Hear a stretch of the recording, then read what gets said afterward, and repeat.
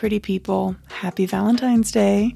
Whether you celebrate or not, I think it's always an important holiday to do a little self-reflecting on the relationships that you have in your life and the love that you have in your life, whether it's romantic or platonic or familial or self-love. I think taking time to analyze what you have or what you're looking for or what you want to work on next is always an important time. And Valentine's Day, whether we love it or hate it, is a marker once a year to be able to pause and take that time for yourself. So I hope you take that time for yourself. I know I always do, and I'm always better for it. So anyway, as always, I'm Riley, and this is Sex with Everyone. Today I am in Macon, Georgia, and talking with Coby. And Coby is a trans woman who is very near and dear to my heart, and she has some seriously crazy stories for you guys today. She talks about growing up in the South and cross-dressing as a teenager and, a lot of her earlier sexual experiences with her friend group and beyond. And then also through her time, coming out and transitioning and what that experience was like for her, as well as being kinky as fuck and enjoying life in all of its various ways. We go all over the place, and it is a delightful conversation. So I will not hold you up any further. Let's fucking get into it. So please join me as I talk about sex with Coby.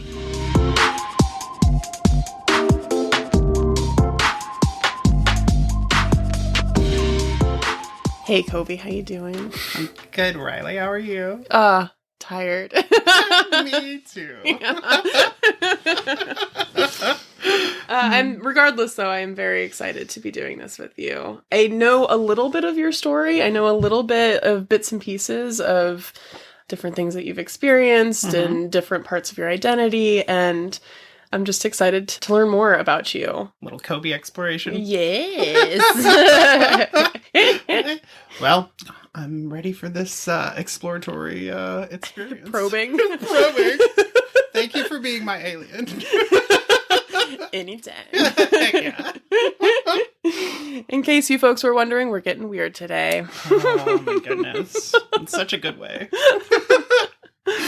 So I know that you were born and raised in Macon. Mm-hmm. I would love to hear what your experience there was. I know very little of Macon myself. I always call it Necropolis Macon because it's the history goes back because it's built on Indian mounds. Yeah. And there's tons of them. There's not there is a park there, but there are Indian mounds like under communities and stuff that they keep finding. And so I always call it Necropolis Macon because there's more dead people there than there are living. And there's also this giant Victorian cemetery called Rose Hill that is fantastic. And I admit spent much of my teenage years in hanging out with a bunch of group of friends because that was sort of our quiet weirdo space. And it's actually quite beautiful, especially at night because it's down by the river. And it's such a weird town. Like, there's been so many musicians and artists that have come from there, so many writers and stuff, and I don't know, it's such a unique place. It's hard to describe. It's also, going back to the death thing, it's a murder capital for a while of the U.S. Yeah, it was like one in the top 5 places to get murdered in the U.S. for quite some time, and the thing is that there's news articles going back to like the early 1920s and stuff that talk about all the murders in Macon. So it's not like a new thing. I don't know what it is with that place, but I remember when death was just kind of like there the entire time when I was growing up. Like I remember one time we were gaming, we were role playing at a friend's house in an apartment complex, and someone jumped off the roof. Wasn't our group, just one of the people. We knew them because they were in the apartment complex. The cops had to be called. They were taking care of the body while we tried to go back to role playing inside. But I mean, looking back at it, I'm like, that's weird. But to us, it was like, oh, someone else died. Anyway. Oh, God. It's a strange place. It's a really weird place looking back at. So, I'm going to ask a question that probably doesn't make sense. Sure. But I'm going to ask it anyway. Go for it. Do you think that growing up in such a weird environment at all affected your sexuality or any weird, like, kinks that you may have, or like wiring in your brain for, like, I don't know, who knows what. Who knows what? Yeah. I think it definitely affected my weirdness. It definitely affected my strangeness. Generally. But then the thing is it doesn't affect everybody there. Yeah. It was definitely our group of friends. We had there's such great people that I met there were very, like, unique. And the thing is I've lived all over the country, and Macon was a very unique, strange experience. Have you ever seen Midnight in the Garden of Good and Evil, where they go through Savannah and they're like, Savannah's fucking weird? It's like that. Macon is truly like that. It's a small southern town with its weird foibles. Everybody tends to know everybody, but there's a bunch of freaking weirdos running around. And sexually, the funny thing is like, I think I didn't really blossom sexually until I left Macon. Macon wasn't really a sexually active place for me. Yeah. And because at the time, it's interesting because when I lived there, I desperately wanted to leave. Yeah. And then looking back, I was like, oh my God, we had such great, great times there as friends, but we were so poor but we were so together, and we had such a great group of people. Yeah. There was always interesting conversations and, like, interesting things to do. But the funny thing is that part of my life, it was never really, I mean, there was a lot of sex, but none of it was, like, kinky or weird. It was just, like, just a group of friends who really liked hanging out with each other and enjoyed each other's company. Because it was, which is, I guess, a weird way for me to start my sexual experience, which is probably strange, because most people don't start off in a communal pack that doesn't mind who's fucking who. Because it wasn't like so-and-so was dating so-and-so. There was no dating. We were just all friends. And then we just kind of fucked. That's cool. Yeah, that's kind of the way it started. Yeah. And how old were you when you left Macon? I left at 18, but I would stay away in Atlanta for extended times as soon as I could drive. So 16. I got a fake ID. One of my friends in Macon got me a fake ID as soon as I could drive. Like, and so we could start going out and going to things outside of Macon. Because there's really, other than just hanging out with people, there's nothing else to do in Macon. Like, there weren't really clubs. There are bars, but, they're bars generally filled with rednecks and frat boys. And that wasn't really our scene, so. And tell me more about, like, this friend group that just everyone was fucking everyone and having a good time. Like, that sounds amazing. It was. Like, amazing. Do you still experience that on any level, or have you continued to experience that in other places, or was that just like a one-time thing? I think that was a singular thing, and I haven't found another group of friends since then. Because not to that extent, because not that communal extent. Right. Like, everybody, as I've grown up, it's sort of like what I call the rise of poly, right?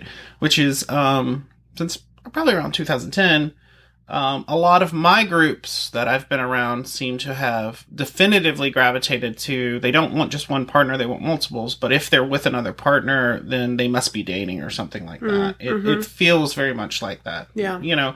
Which is cool. I mean, that's totally fine. But the other side of that coin is I have other friends who swayed into the swinger crowd, and the swinger crowd is a whole other bag into itself. It's not exactly that initial wonderful experience that I had. It was that, sort of like, it was sort of a bliss that you can't get back to, but at the time I didn't know that it was weird. Yeah. Like, and it's one of those things when you're experiencing it, you don't take the time to sort of take pictures, so to speak. Like, you're not there looking back and going like, oh man, we're having such a great time. At the time I was like, oh man, this is great. We're just having fun, and we're, having this crazy hippie lifestyle, basically. Like, looking back, I'm like, shit, we were hippies. Oh man. Gosh, I thought I was a goth all that time. Oh no. Oh god, oh no. Right, for the 90s group scene, I guess. I don't know. But yeah, I mean, I've never gotten to experience that again. The closest I've gotten is to, like, dating couples. Yeah. And that's still not, because there was like 5 or 6 of us, like, and with some partners that would come in and out. And, so. Was it a very queer group at that time, or was it fairly heteronormative? I would say that it was kind of both. Like, I mean, it was queer for my section was very queer. Because my main partner at the time pretty much were at the time before I transitioned. So at the time I was a guy and usually with guys. And every once in a while there would be girls that would come in the group. Mm-hmm. But it was never one of those like, ew, girls. Like, so it was a very bisexual, for me, experience. Not everybody in the group partook of all that. We did have actual, full Gold Star gay kind of people in the group, but we also had heterosexual people in the group. Yeah. So, but the cool thing about those that were heterosexual is they didn't mind being in, if anything that turned into group, they didn't mind being there with other people of their same sex, which was a wild experience. Like, especially coming after something like that in my teenage years, in the early 20s. And they'd be like, wait, what do you mean you're worried about two guys touching? Like, what?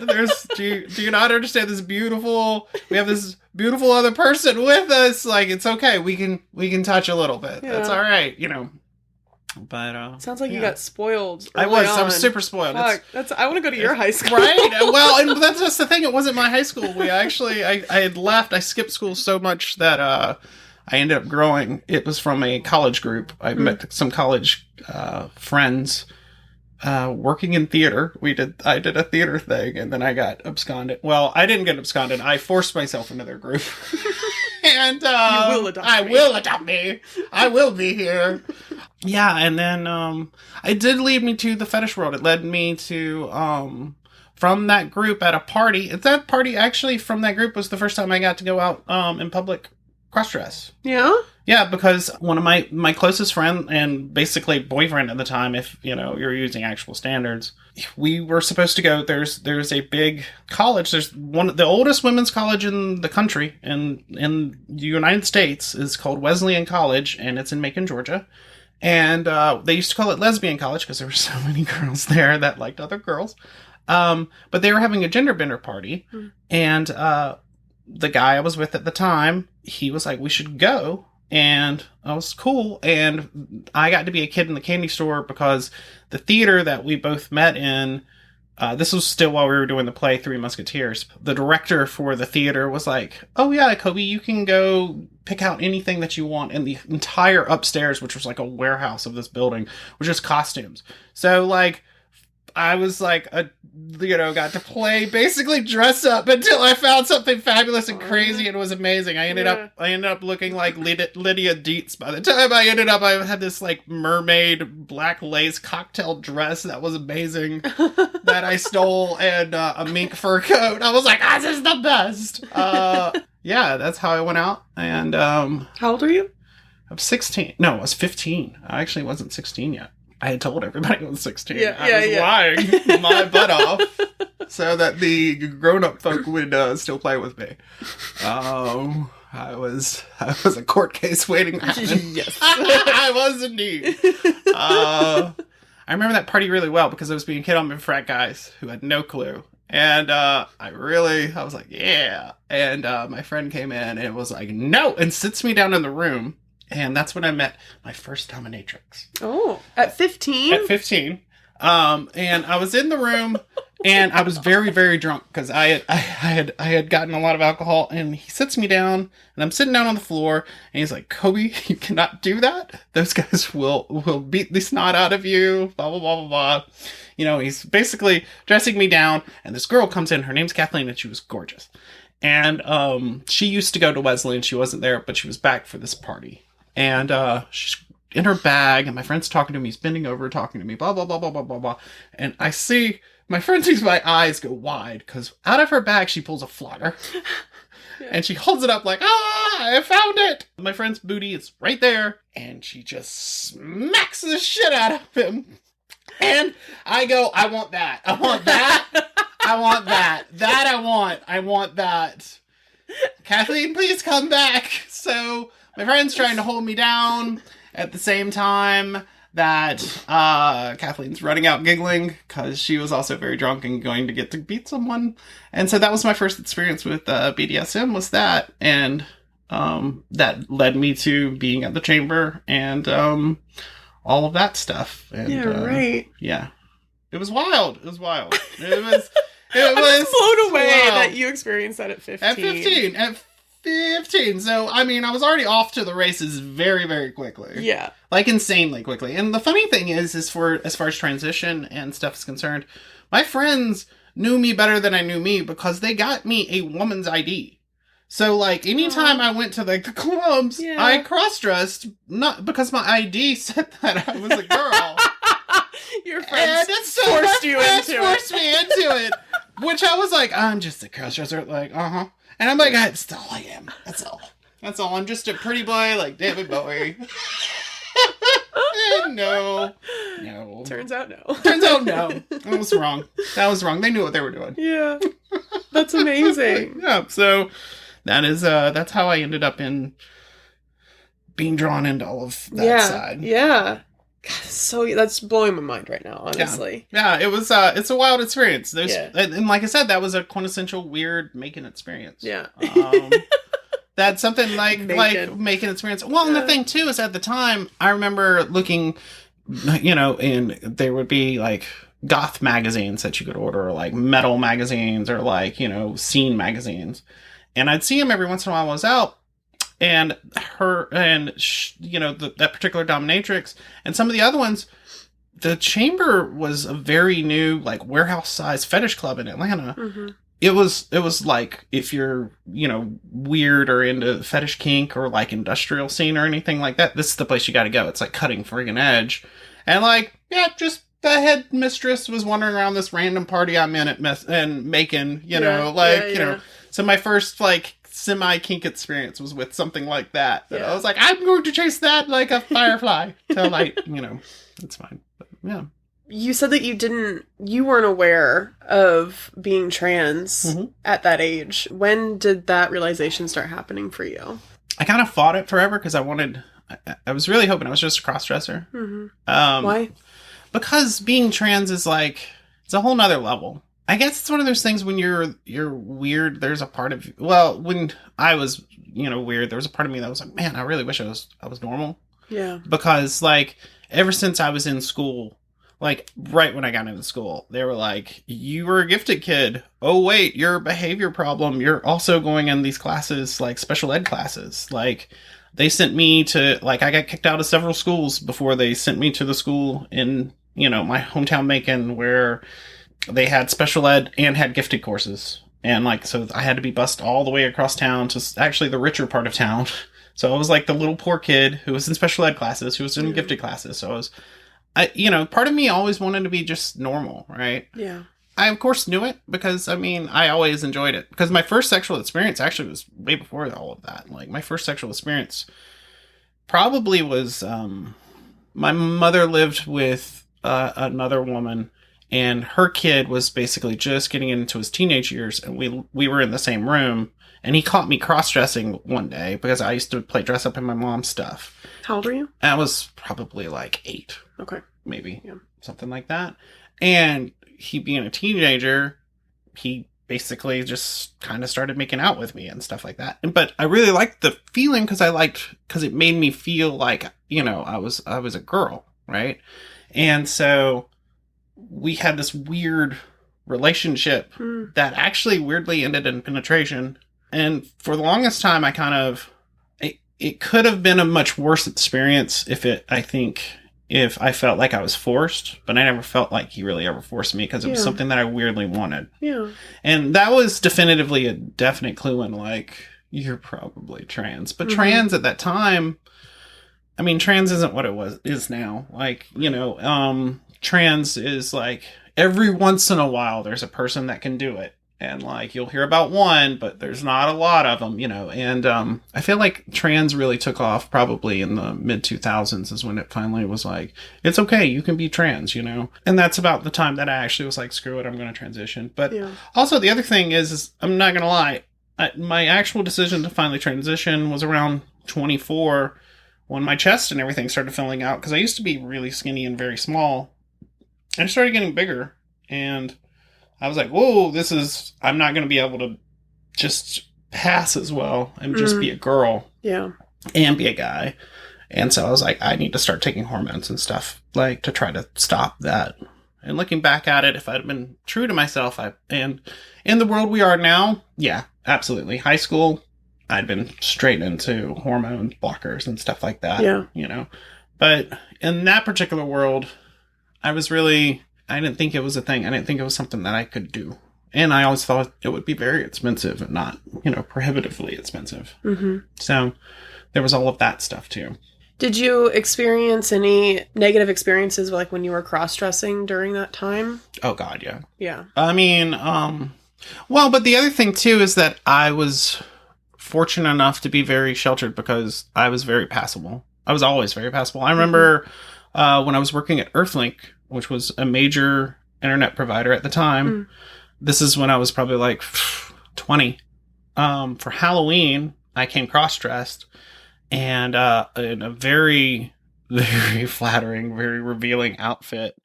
And I remember that it slowly went through the building that there was this very new hot girl at the thing. And it was me. I was like, oh, it's me. It's me. They're talking about me. Oh, shit. Oh, fuck. Okay, well, cool. Yeah, yeah. Like, so I was very fortunate like that. But the times that it did happen, it would be things like, hitting on the wrong person or the wrong person hitting on me. Mm-hmm. I mean, that did happen several times. But, I was always very good at not putting myself in those positions. Like, I'm generally very guarded about where I go and what I do for stuff like that. Yeah. Yeah. And so you said you started transitioning at 24. Mm-hmm. What was, like, your emotional experience starting to actually take those steps? Unfortunately, it was stunted because I had made the decision. I had moved from Atlanta to Connecticut with my, at the time, girlfriend.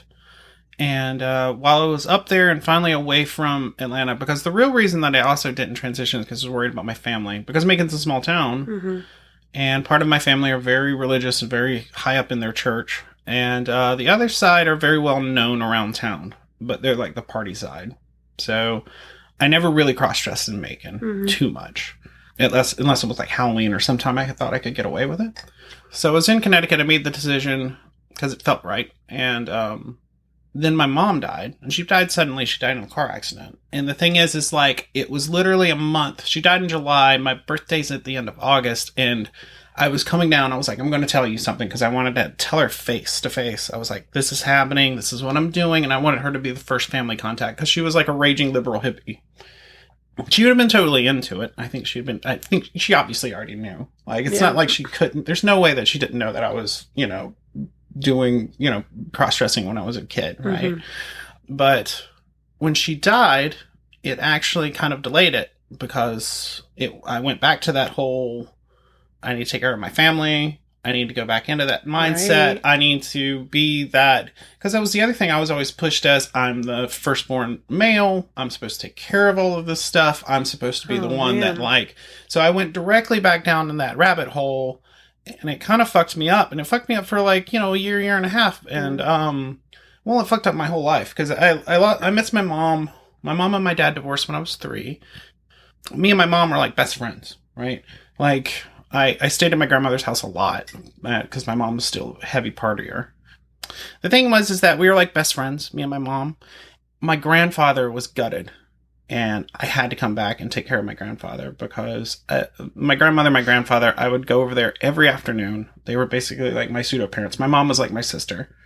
So I had to go down and take care of my grandfather because I was the replacement for my mom in his eyes, which is kind of weird too, in a way, because every once in a while he would fuck up and call me Charisse, which was my mom's name. Yeah, right. And really a weird head trip. Yeah, I bet. In that way, it's really interesting looking at my family and, yeah, they treated me like a guy sometimes, but it's almost like I can see where they would see it. Sort of like I never actually dressed around my grandmother on that side because it would always make her cry because she was like, you look like your mom. Yeah. And she wasn't, and I was like, I didn't do it because of that, because I didn't want to hurt her in that particular way. But so, yeah, I ended up having to go back down to Macon. Like, I'd been living this crazy life in New England and New York and, like, having a wonderful freaking time. And then it was brought back down. And then when I was in Macon, I was like, I can't take this. I'm going to go back on hormones. So all in one fell swoop. And then I lost my girlfriend, who was probably at the time, like what I consider like love of my life kind of like person. We're still really good friends. I'm still very much in love with her, but like we're in different places and it doesn't really work anymore. Yeah. But, so I lost my mom. I lost basically the love of my life, and I decided to transition all in the course of like a year.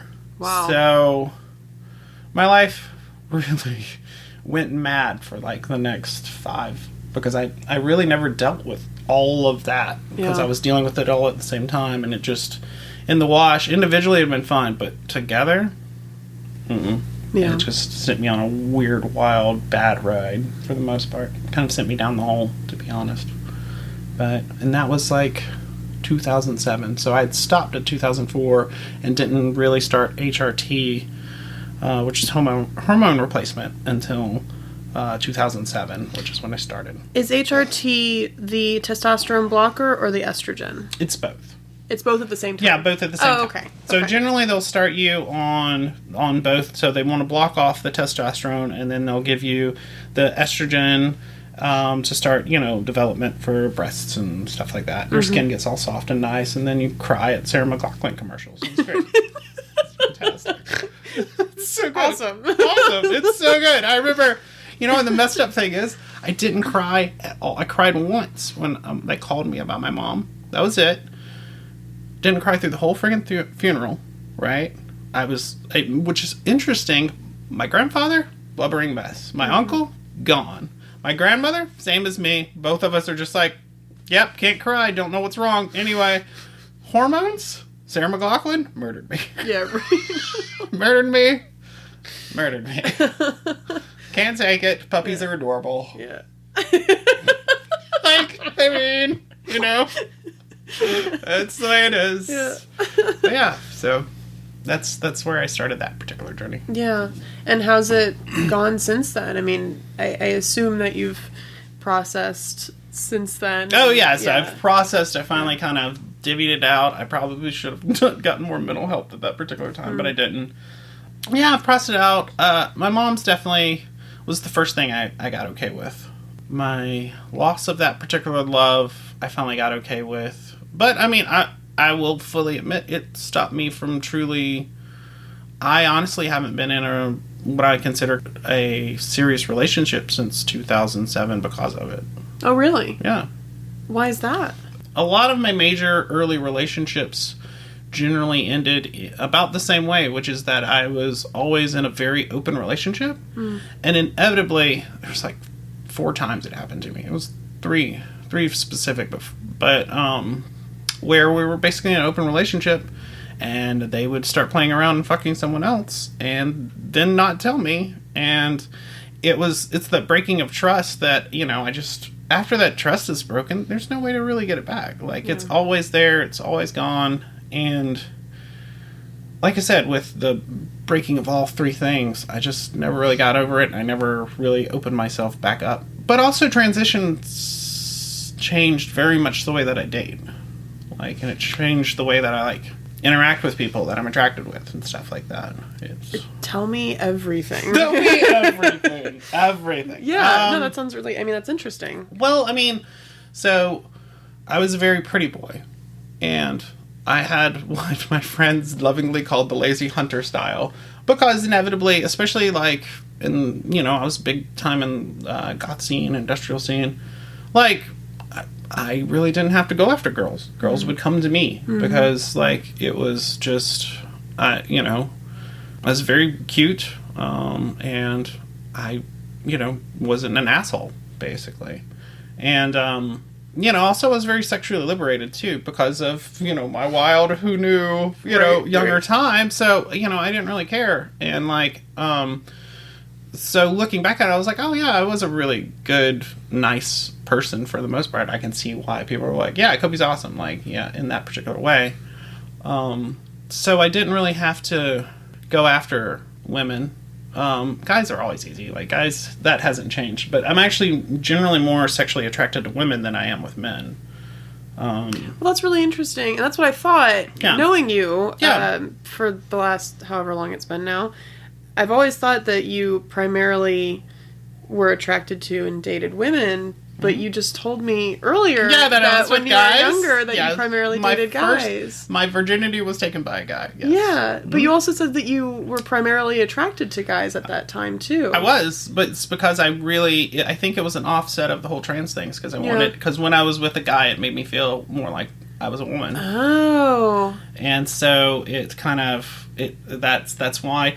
Well, and the other thing is I've gotten older, guys are just easier to, like, I'm not gonna lie. Yeah. And especially being a girl now. Yeah.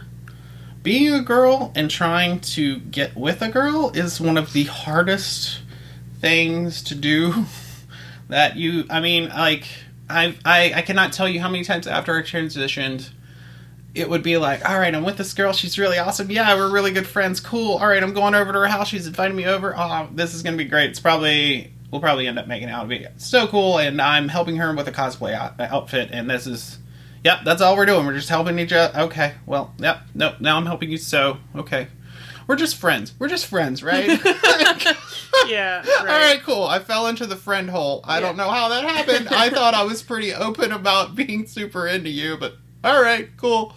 Yeah. And stuff like that would happen multiple times, and sort of finding my feet with that has been difficult. I mean, it's still difficult. Like, and dating as you get older is difficult anyway. Yeah. Like, I mean, God knows the dating world now is far different than it was before. So, but yeah, that's honestly, not dating women it's mostly because it's just really hard to meet girls. It really is. Just girls are difficult. Damn it. Darn it. They're so pretty, but they're also so hard to deal with. Yeah, that's pretty much it. I wish it was more, but it's not. I know. It's all, gosh. Guys really are so easy. You're like, he's pretty. So if he's into me, he'll let me know. I mean, all I gotta do is go up to him and like, yep, he's super into me. That's gonna happen. But then again, I will say this. I've been with several guys, especially since transitioning, and have been semi-heartbreaking and kind of it's shitty because they'll be like, I am super attracted to you, but you have a penis.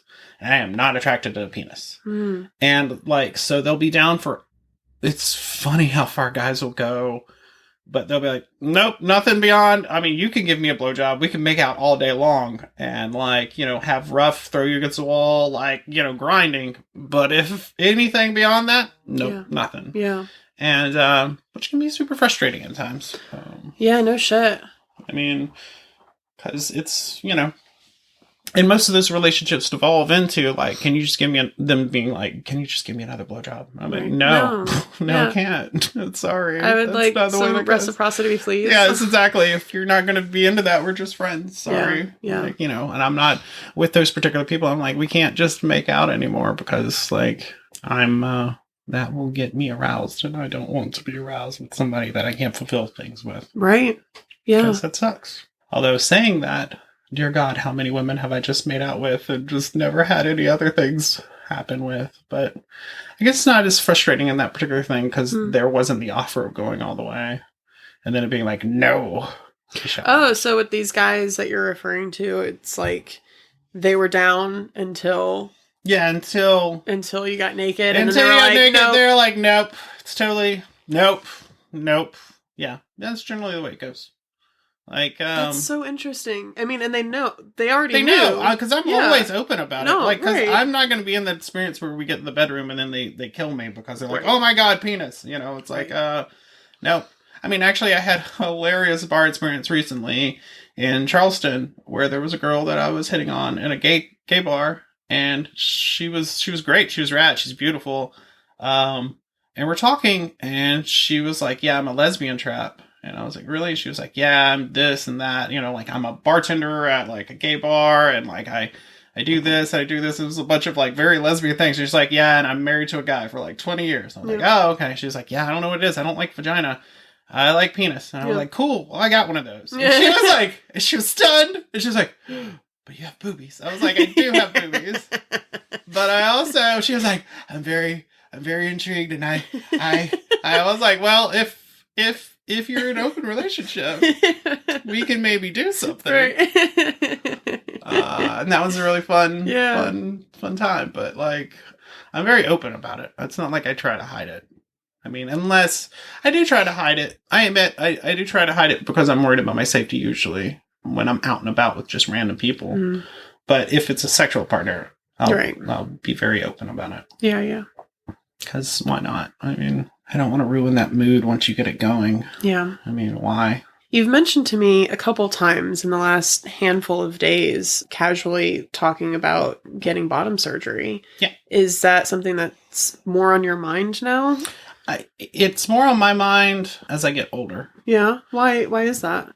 Which actually apparently is pretty common. Really? Among most, trans women that don't do the full surgery.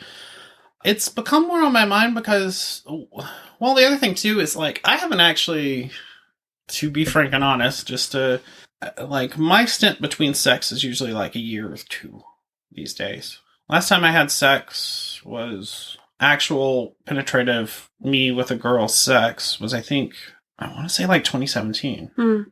Yeah, like 2017. Last time was before the pandemic. Yeah.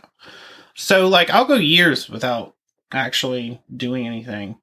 So it's not about sex anymore, really. It's more about like wearing leggings or like honestly jeans, or like, because once we get into that safety thing, while I don't I don't care about walking around and just having, my stuff out. Like I do in the background care because I'm more worried about me being safe, because I don't want somebody to see it and then be like, want to kick the crap out of me for some reason. Because I do live Georgia. Well, even in Seattle, I've had friends that got accosted up there for being trans. So the stealth is more important for when we sort of maintain that. But the other thing too is like, I don't know. It'll also be easier to be with a guy because I'm not like super into penetrative butt sex. Like it's a sometimes food, but like it's not a like, there's so much extra involved in it. And it'd be really rad to be able to be with just a guy and just, just have sex. That'd be nice without all the extra stuff that comes with anal. Like, but yeah, I don't know. It's something that I definitely want to go see a therapist about. I didn't think about it as much when I was younger, but as I've gotten older, it's definitely starting to be on my mind more and more.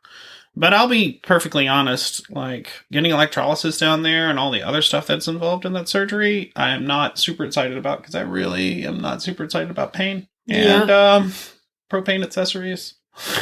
I'm not down for that. Like, that sounds terrible. But it's something that, I'm trying to decide if I'd be willing to go through. Yeah. But, like I said, it's definitely something that I would think...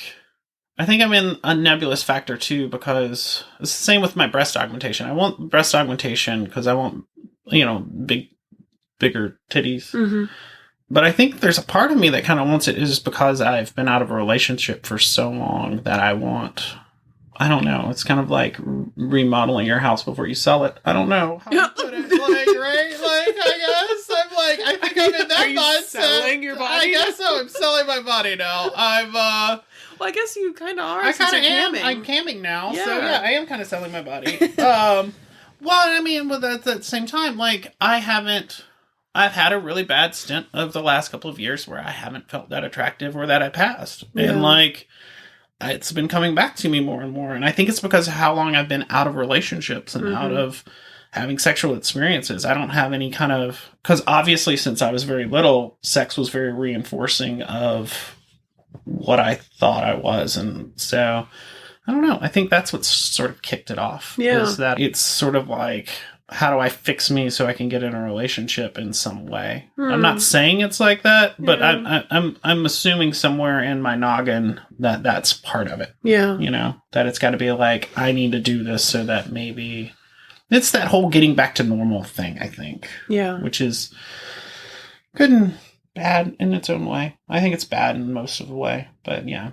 So that's part of the reason why I'm not like, yeah, I'm going to go do it, because I do have that hang up that I'm like, is it me just doing this, or is it because I want to, I really truly want it? Right. It doesn't sound like, and forgive me if I'm making assumptions, but it doesn't sound like you have body dysphoria around having a penis. No. It's not stemming from like that. Not at all. Place. Yeah. And there are some girls in my position that definitively do. Yeah. Like, they have to have it. They have to have it. They want it. And, and that is a very easy cut and dry scenario for a lot of them. Definitely. I have several friends that are like that. And they love their new pussy. Mm-hmm. I mean, they love the fuck out of that thing.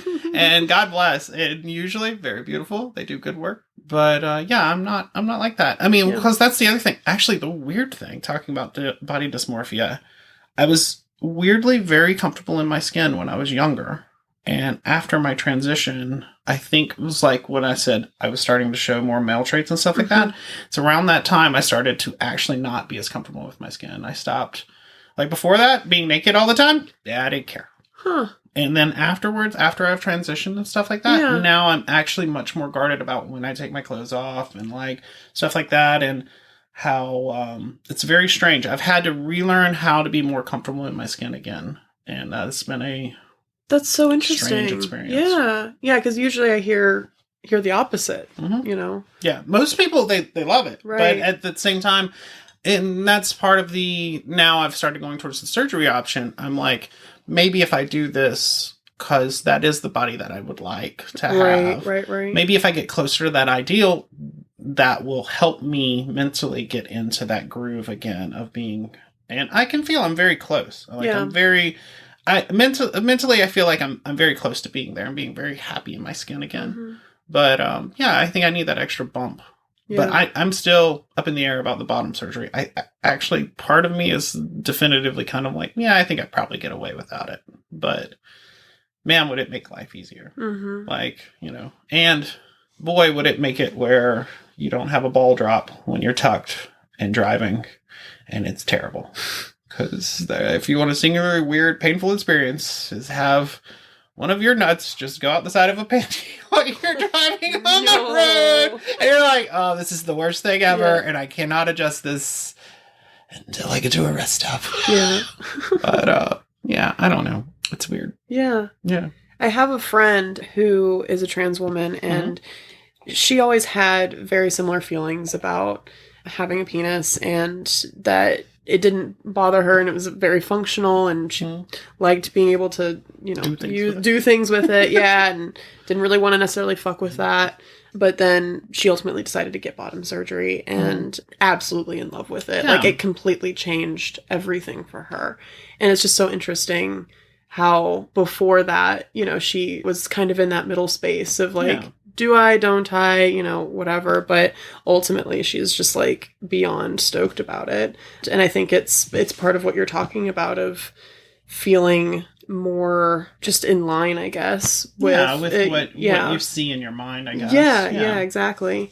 I don't know, but I mean, everyone's journey is completely different. Oh yeah, no, totally. Yeah, like, and that's part of the thing is I think part of me would be probably pretty happy if I got that done. Yeah. But you're right. Like, I mean, figuring out where that's really stemming from is definitely the first. That's the first big step. That's why I'm going to, like I said, I'm going to do the breast augmentation first, which is funny because I've been on hormones and stuff. I haven't had any surgery done, and I've been living as a woman since 2007. Yeah.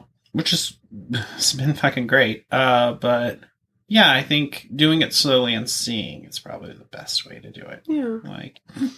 So tell me more about camming.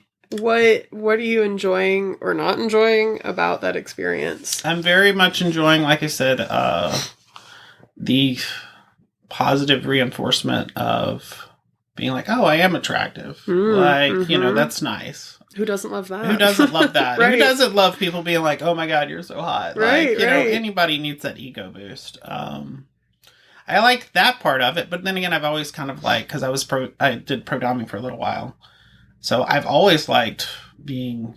I don't know. I've always liked sex work. Like I've always liked even working at like that fetish club and like stuff like that. And you worked at like porn studios too, right? Yeah, I've worked in porn studios and stuff, but not as like a star. But no, right? But yeah, like I don't know. I think the funny thing is I think if I could have a job, I would really like to be like a bordello mistress. Like, I mean, like someone who just runs the cat house. I think I would be perfectly happy doing something like that. If in my mind, and the thing is that that's not new. It's always been a thing that's in, maybe it's some like past life beating on my door or something that I don't know. I've always liked sex workers. Like I used to have a lot of sex worker friends. I don't know. Sex work always felt natural. Like sex is one of the first things we've done as humans. Like, it's the first drug, right? like we're like, oh man, we really like orgasm, want more orgasm, and it can be very liberating. I mean, it can also be really shitty, like especially because there's always trolls and it's the internet, and camming is full of trolls, especially on the, free websites where you're waiting for tips or whatever. There's people that get their jollies just by going through rooms and just being assholes. And, it is what it is. That's part of humanity. I don't know. It's been a very weird experience. It's very strange being that open. 'Cause like I said, I'm still not super comfortable getting naked. So most of my camming stuff is stuck more towards domination and stuff, because I feel more comfortable doing that with guys. Yeah. Much more than taking my clothes off in front of them and stuff like that. Because I've never felt like a sex kitten kind of thing. Like, I've never been in that mindset personally. Like, I've never thought of myself that way. I mean, I'm sure I could do it, but, like, it's not something I feel very awkward when I'm doing it. Like, this one guy was asking for me to dance, and I was like, you don't want to do that. No.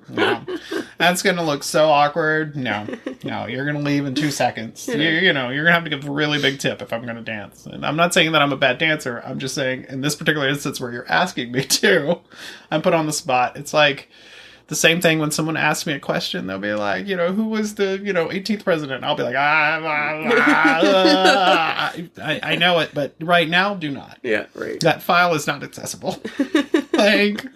So yeah, I mean, I've liked it because it's helping me also come out a bit more. Because the pandemic the pandemic sort of brought me down and sort of made me more cloistered. And I think it did that for everybody. Yeah. So we're still digging our way out, right? I don't know. It kind of helped with that. It's and the money's okay. I mean, the money's not great, but the money's all right. Like, it's cool to have that extra bump, and it's like I said, that like, a little extra ego boost. Real help. Like, and it's helped me get back into.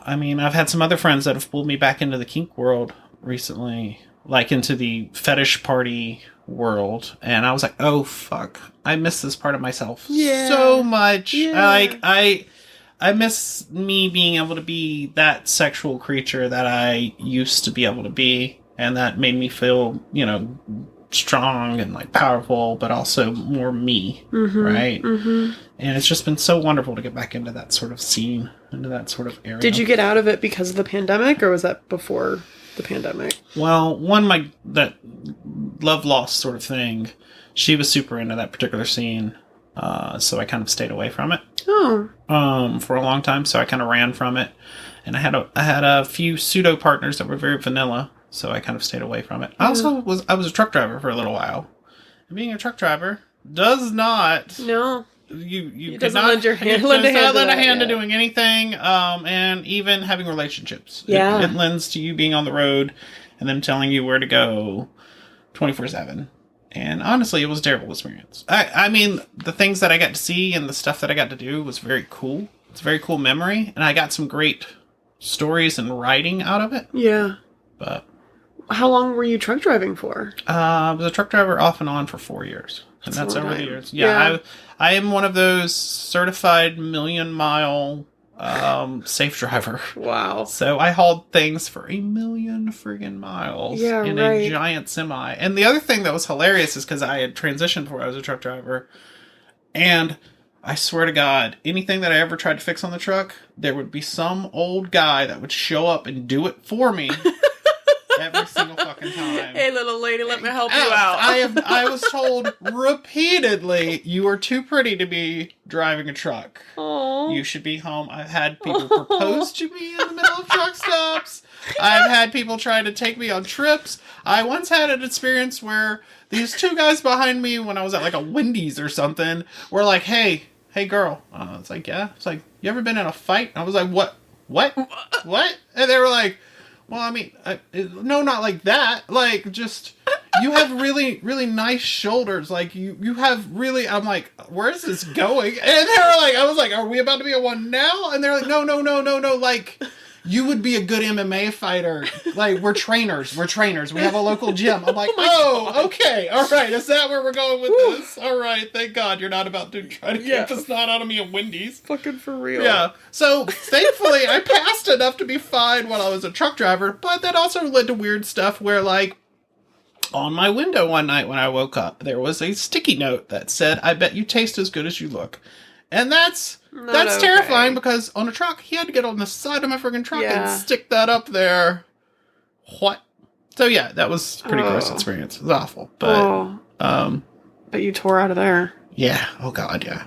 As soon as I saw that, I was out. Like what the fuck? Yeah. What the actual fuck? So who thinks that's a good idea to ever do?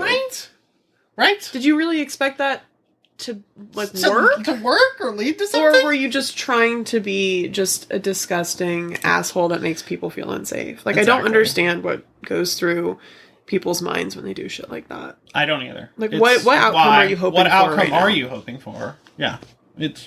But yeah, like I said, it was from the top to the bottom, even to when. But the thing was, it's funny because I don't pass long term. What does that mean? It's one of those weird things where I will pass on basic first inspection, or at least at the time. I mean, it's kind of still. But the longer people around me, there'll be like one or two people per person that get it. And since I am trans, people tend to talk about that. So like when one of my friends I was training, he wanted to be a truck driver. And so I was like, well, all right, well, I'll be your trainer.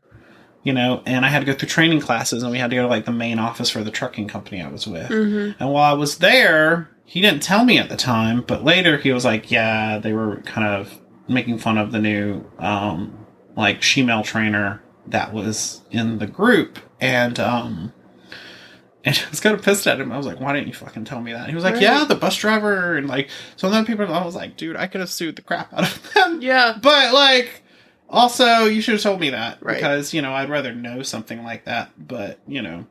So, it's one of those things of, like, it was a give and take. So, the longer I was at somewhere, the longer, the worse it would be for me. But if I was there for a short period of time, it was fine. But until it started, the rumor mill started. Then, you know, it goes from there.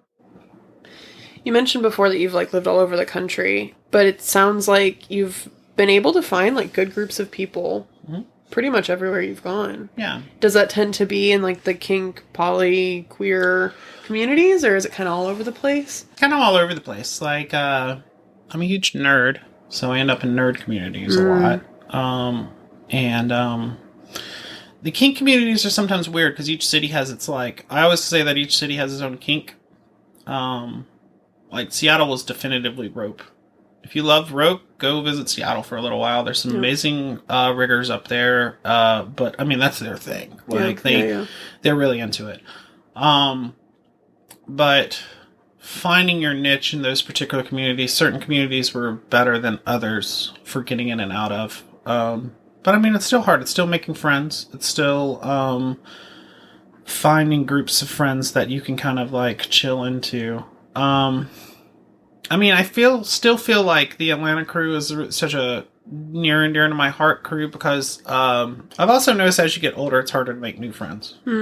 Because you don't want to be that old person hanging out with all the 20-year-olds. I mean, you can be. There's nothing wrong with it.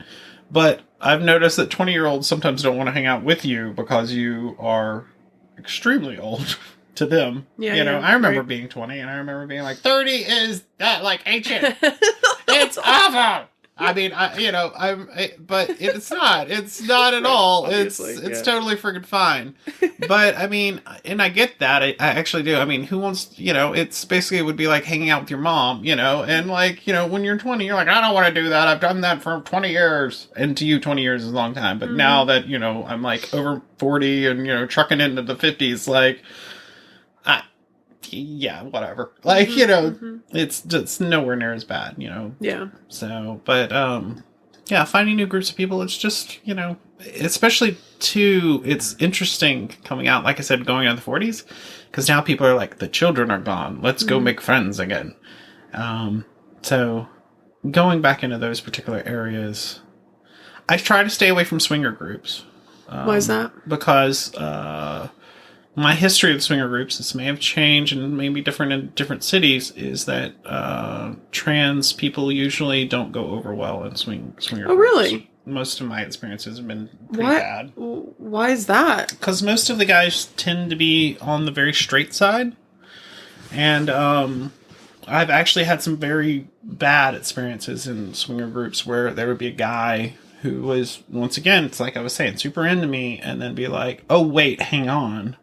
But then very, I don't know, it's so weird in like such a sexually open thing for them to be like, oh God, no, it's like the world crumbles, and then they're very offended that they got offended and that they're offended, and then it's weird. It's watching them have a meltdown all of a sudden, and then in the middle of a sex party. In the middle of a sex party, and nobody wants that. No. So I tend to stay away from those particular things because, you know, I mean, you never know how people are going to react to it.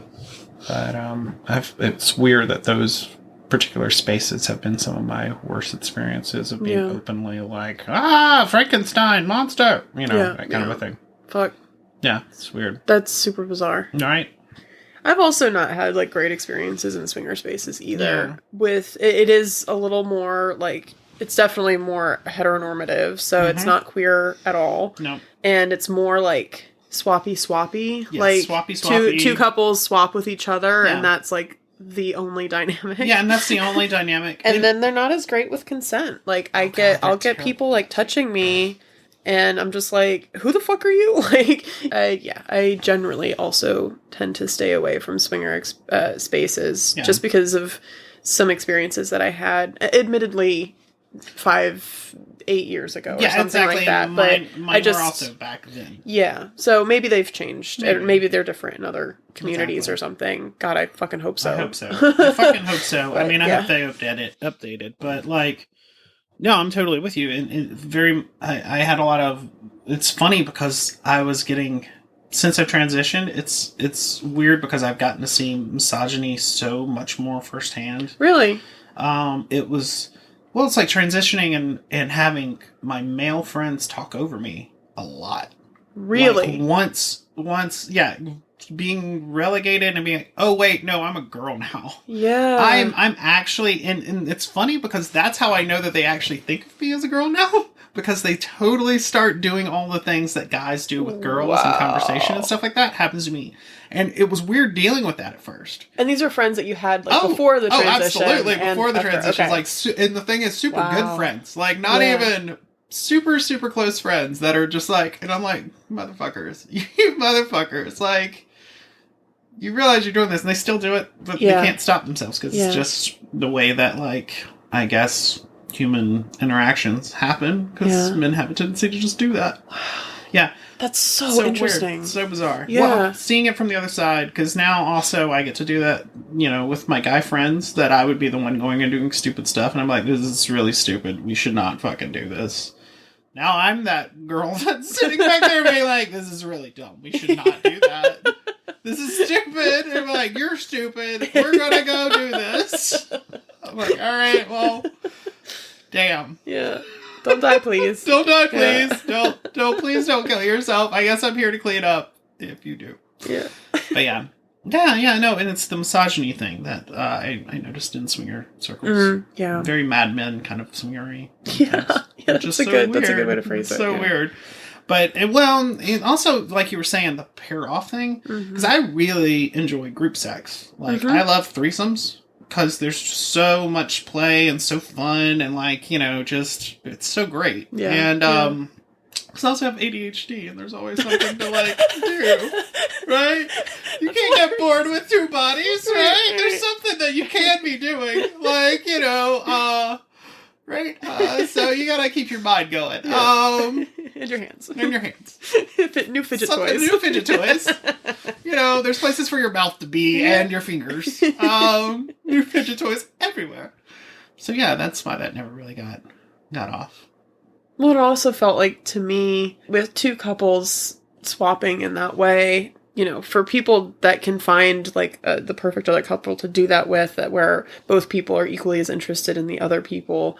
But it always felt like, to me, a lot of the time, it felt like someone would be taking one for the team. Yes. Like someone would be losing in the situation. Because my attraction to other people can't be perfectly like aligned. Mm-mm. You know, like it's never. So individualistic. It really is. And so me imagining being in that space with a partner and he's really into whoever, and the only way to make him be able to be with that person is for me to also be with their partner. Their partner. Like, what the fuck? Like, what the fuck? Yeah, no. Can we all just do whatever we want? yeah, exactly. Can we just do whatever we want? Can we just... Okay, fine. And this other thing, too, is like, I always found it hilarious, is I feel like when you're talking about the winner, there was always a winner guy, and I felt like the winner guy was like Gollum. He was like, my precious, and like pulls him into a corner. Lord. Like, you know, we're like, oh god, don't run with her. Just like, what are you doing? Like, and the other couple's like, hey, what's up? Like, yeah, I mean, right. And you know, you just see that happen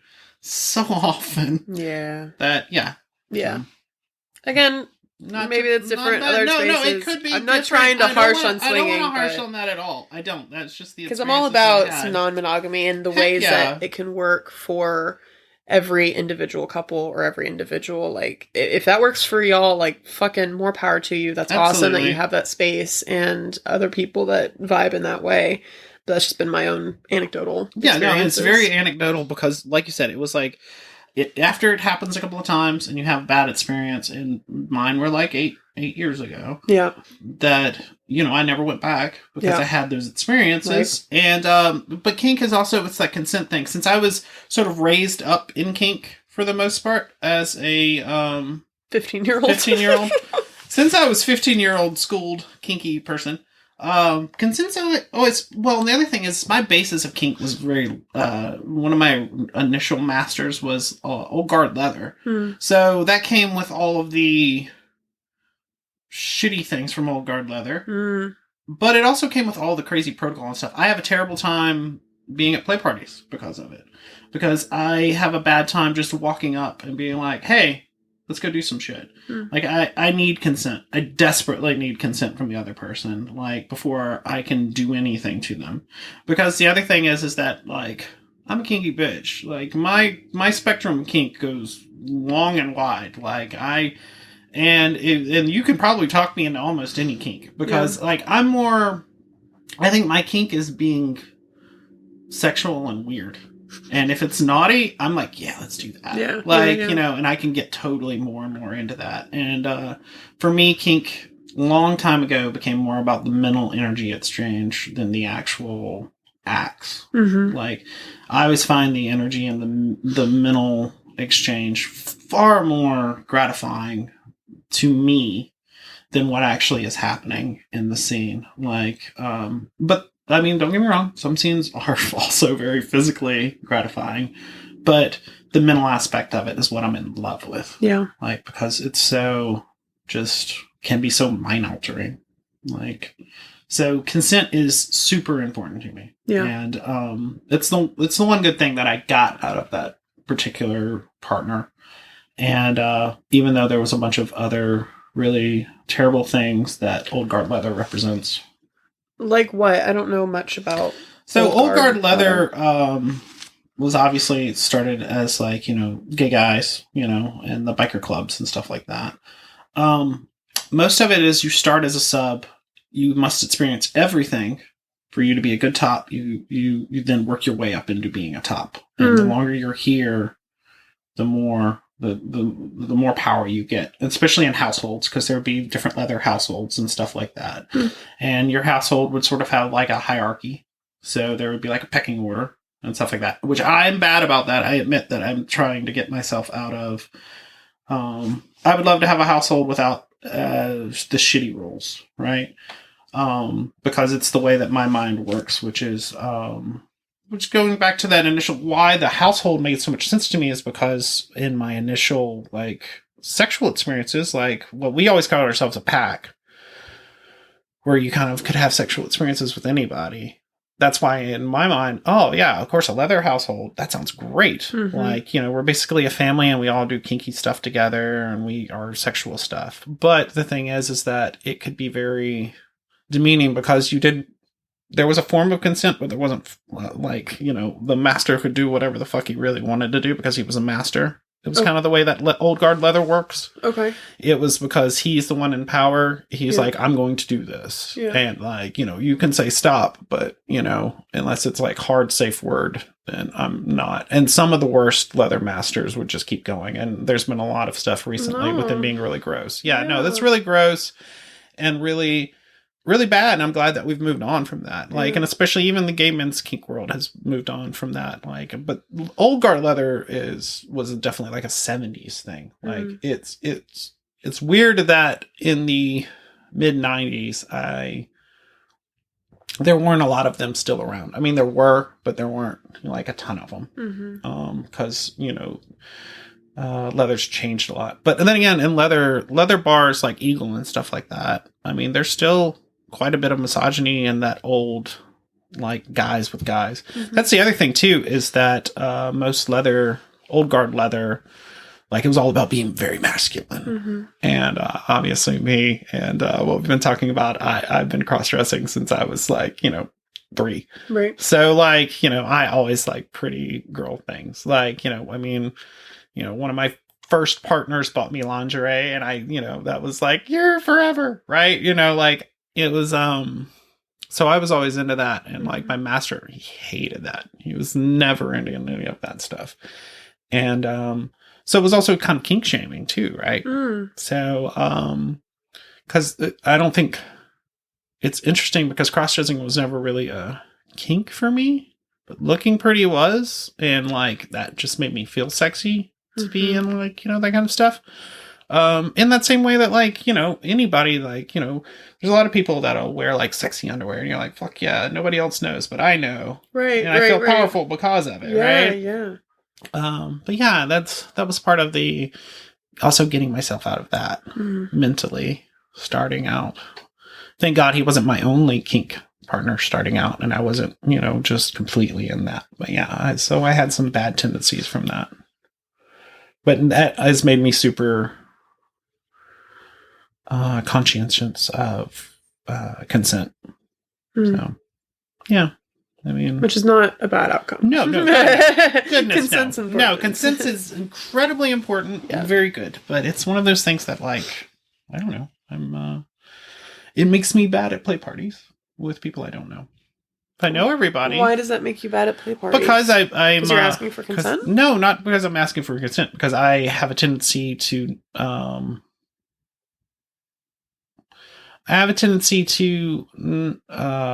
to have a very long conversation with somebody before I play, and it generally is not conducive with first time meeting at play parties. You're not great with pickup play. I'm not good at pickup play. I'm not either. Yeah. I'm terrible at it. Yeah. But like you were talking about before, for you, like you were saying, kink is a lot about the mental like connection and connectivity with the other person. Yeah. And I'm very similar in that way. That's one of my main things that I love so much about kink, but I want to feel like there's a connection already preemptively to then get to play with between somebody else and myself.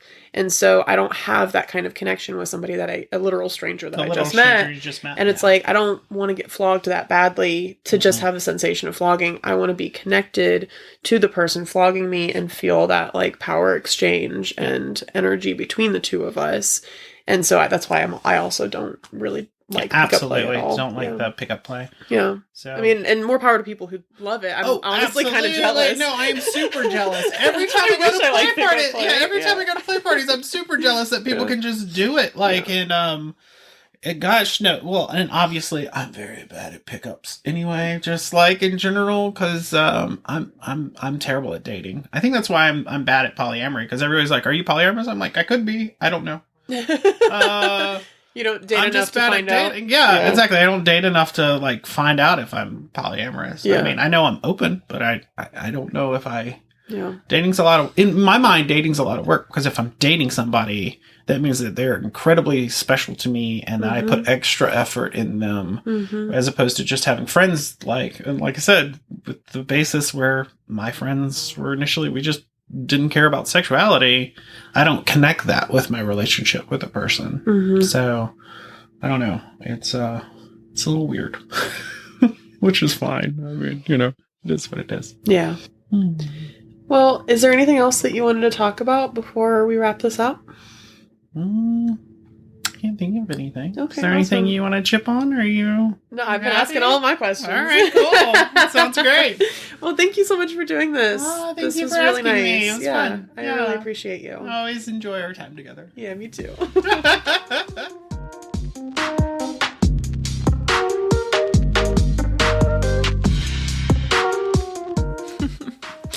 Coby is just a delight every time. I fucking love talking to her. She cracks me up endlessly, and she always has just the wildest batshit stories I've ever heard in my fucking life, and I love it so deeply. So deeply. Her life experience just blows my mind.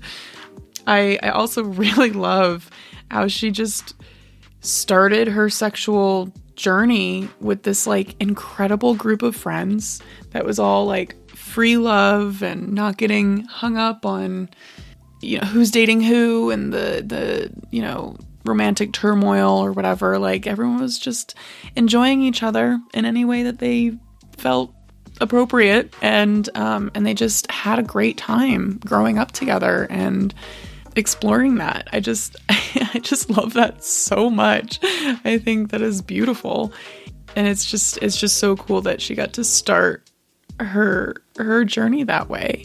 I'm sure that informed a lot of her beliefs moving forward since then, around her sexuality and everything. So yeah, thank you again, Coby, for chatting with me and being so fucking awesome. I have a story. I have a mini story, if you don't mind me wrapping up this episode with that. With it being Valentine's Day, that's on my mind. I recently went to this engagement party that was Valentine's Day themed, and it had a fucking blast. It was wonderful. And they held a love intentions ceremony or ritual, whatever you want to call it, where everyone got these like heart-shaped pieces of paper, and everyone was supposed to write on their paper what their intentions for love are right now or in their life moving forward or whatever. And you're welcome to interpret that however you wish, whether it's romantic love or friend love or self-love or whatever. And then we all gathered around this bonfire, and we were all welcomed to share our story and what we wrote on our paper before throwing it into the bonfire and basically setting those intentions or releasing them. And not, obviously you didn't have to share, but we were encouraged to if we felt so inclined.